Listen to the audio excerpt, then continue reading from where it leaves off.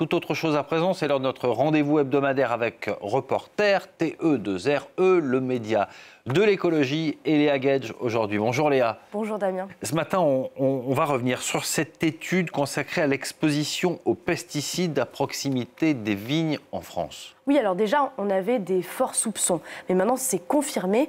En fait, les personnes qui vivent près des vignes sont davantage exposées aux pesticides. C'est ce que révèle une étude de l'ANSES, l'Agence nationale de sécurité sanitaire de l'alimentation et Santé publique France.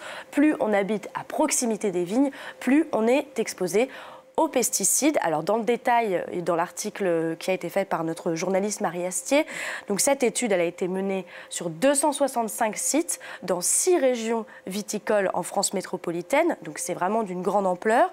Des milliers d'analyses ont été réalisées sur des échantillons d'urine, de cheveux, de centaines de participants, mais aussi de poussière, de l'air intérieur, de l'air ambiant. Donc véritablement c'est une étude de très grande ampleur pour détecter donc dans ces échantillons 56 substances pesticides. Et avec quel résultat ? Alors, ce qu'on constate, c'est une présence plus importante, voire bien plus importante, de pesticides dans les échantillons des personnes qui habitent proches des vignes par rapport aux personnes qui sont éloignées des vignes. On parle de 15 à 45% plus élevés dans les urines, jusqu'à 1000% dans les poussières. Les niveaux de contamination augmente dans les périodes d'épandage dans les vignes et les enfants de 3 à 6 ans présentent des niveaux de contamination, d'imprégnation plus élevés que le reste de la population étudiée. Selon les scientifiques, c'est lié au fait que leurs organismes éliminent moins bien les polluants auxquels ils sont exposés. Une chose à garder en tête, c'est que cette étude, elle porte sur les concentrations dans les échantillons prélevés.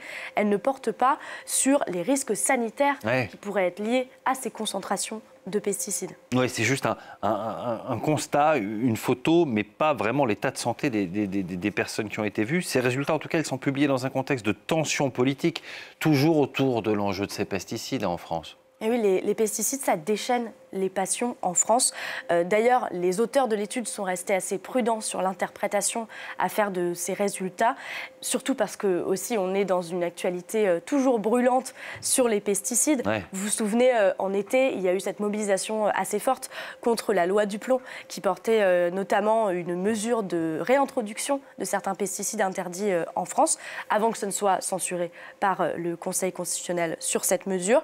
Ensuite, début septembre, on en parle dans Reporter, il y a eu cette décision de justice qui enjoint l'État à revoir ses procédures d'autorisation de mise sur le marché des pesticides et qui reconnaît un préjudice écologique de la contamination des milieux par ces substances. Donc l'enjeu des pesticides, il est brûlant, il est conflictuel, il est passionnel, il revient sans cesse dans l'actualité. Et d'ailleurs, il va sûrement revenir dans l'actualité à nouveau le 26 septembre à l'occasion de la journée d'action qui sera menée à l'appel de la FNSEA, le syndicat majoritaire de l'agriculture en France. Alors là, on a des études scientifiques sérieuses. Pour les vignes, avant, c'était les ONG. Là, c'est une agence officielle qui annonce ces concentrations qui sont absolument délirantes. Est-ce que ces résultats scientifiques, ils peuvent avoir des conséquences concrètes ? Alors, ce qu'il faut préciser, c'est que ce qu'on a mentionné, c'est l'écart de concentration entre les personnes qui habitent à proximité des vignes et les personnes qui en sont éloignées. Donc, ce qui est délirant, c'est vraiment ces écarts de concentration. Les auteurs ne se sont pas prononcés sur le fait que... Sur l'état de santé des gens. Ni sur l'état, ni sur le fait que les niveaux seraient faibles ou élevés. Vraiment, ils sont restés très prudents.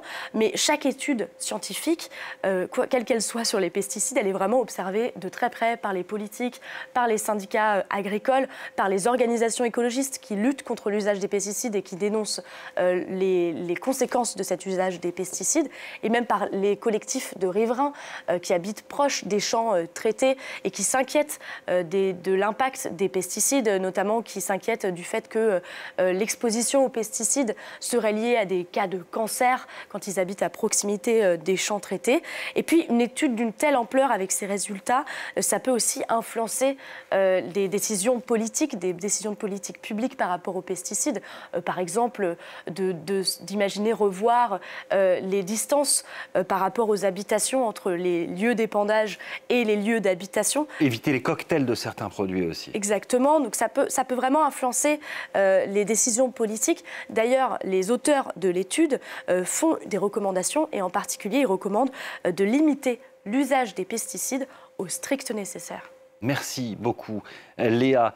Tout ça a été retrouvé bien sûr sur le site de Reporter, TE2RE à la fin, reporter.net. Et puis à propos d'écologie, Léa, quand même une bonne nouvelle, une bonne nouvelle à propos de la couche d'ozone. Elle se rétablit.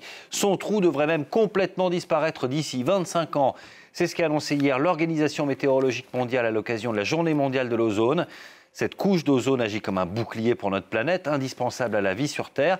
L'interdiction du gaz CFC dans les réfrigérateurs, les aérosols dans les années 80 a fait effet. Cette couche d'ozone est donc en train de se reconstituer lentement.